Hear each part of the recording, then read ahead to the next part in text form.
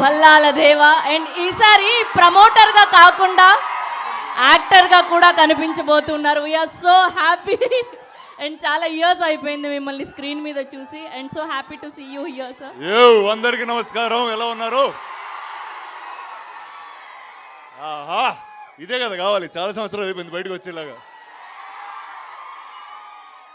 So కాంత ఏంటి చెప్పు, ఏదో అంటున్నావు తర్వాత.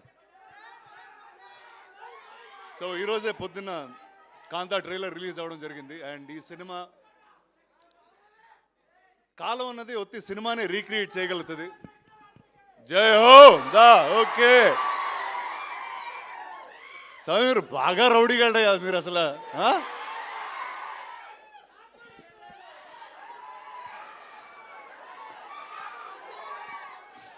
అరే ఒక్క నిమిషం మాట్లాడినరా?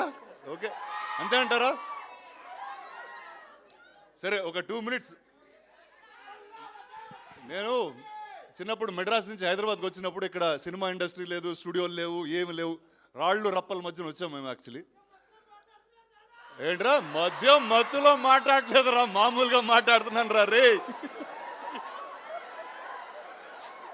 ఏదో చిన్ననాటి జ్ఞాపకాలు ఏదో చెప్పుకుంటున్నాను. చెప్పుకోని ఎవరా నన్ను? నేను ప్రిపేర్ అయ్యి బాగా వచ్చాను మీతో ఏదో మాట్లాడేద్దామని. అసలు ఆగనివ్వట్లేదు. ఓకే కానీ చెప్తాను. సో ఆ టైంలో ఇక్కడ అన్నపూర్ణ స్టూడియోస్, పద్మాలయ, రామానాయుడు స్టూడియోస్ ఇవన్నీ కడుతున్నప్పుడు వాళ్ళందరూ మాట్లాడుకునే ఏంటో తెలుసా? విజయవాణి స్టూడియోలో ఇలా జరిగిందంట, ఏవిఎం స్టూడియోలో ఇలా జరిగిందంట అని. ఇలా స్టార్స్ గురించి అంటే ఇప్పుడైతే ఇంత పెద్ద మీడియా, సోషల్ మీడియా మీరు అందరూ ఉన్నారు. అప్పుడు స్టూడియో లోపల జరిగే విషయాలు చాలా తక్కువ మంది తెలిసాయి. బాలయ్య గారు కూడా అక్కడి నుంచి వచ్చారా నాతో పాటు. సో అలాంటి ఒక సెట్టింగ్లో సెల్వా నాకు ఒక కథ చెప్పడం జరిగింది. అండ్ చెప్పి చాలా సంవత్సరాలు అయింది కూడా. బట్ ఆ రోజు ఆ కథ విన్న వెంటనే ఖచ్చితంగా ఈ సినిమా చేయాలి, నేను ఏదో విధంగా ఈ సినిమా ముందుకు తీసుకెళ్ళాలన్నప్పుడు ఆ సినిమాకి ఎవరు కరెక్ట్ అంటే నాకు తెలిసి ఇండియాలో ఎవరన్నా ఒక పీరియడ్ కథ రాయాలి అని అనుకుంటే కూడా మొట్టమొదటి వ్యక్తి అదిగో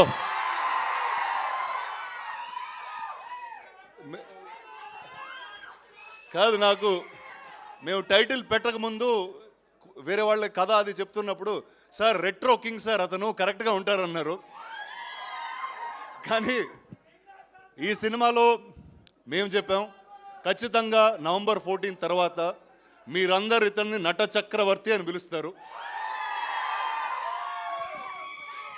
అండ్ సెల్వా గురించి ఏం చెప్పాలంటే ఆయన ఎంత ఆథెంటిక్ మనిషి అంటే ఒక డైరెక్టర్ పాత్రకి ఎతికెతికి ఒక డైరెక్టర్ గారిని పట్టుకొచ్చారు. అది సముద్రగణి గారు. ఆయనతో ఆబ్వియస్లీ ఇంతకుముందు ఆయన కొడుకుగా చేశాను. అండ్ ఇప్పుడు చాలా వేరేగా ఉంటుంది మా రిలేషన్షిప్ ఈ సినిమాలో.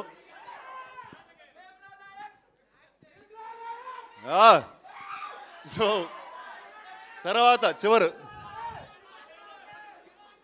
ఈ సినిమాలో ఒక కొత్త నటి కావాలి అన్నప్పుడు ఇందాక మేడం చెప్తున్నారు 100.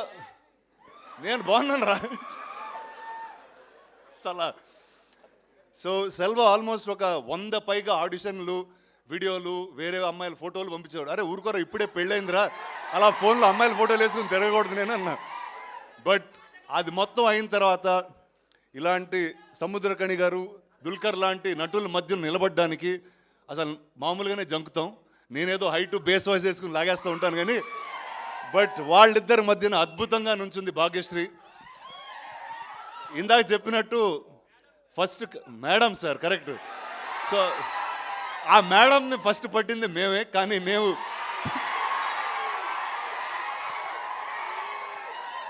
మేము సినిమా తీసే డిలేలో ఆవిడ తెలుగులో సినిమాలు చేసి ఇంత పాపులర్ స్టార్ అయిపోయారు.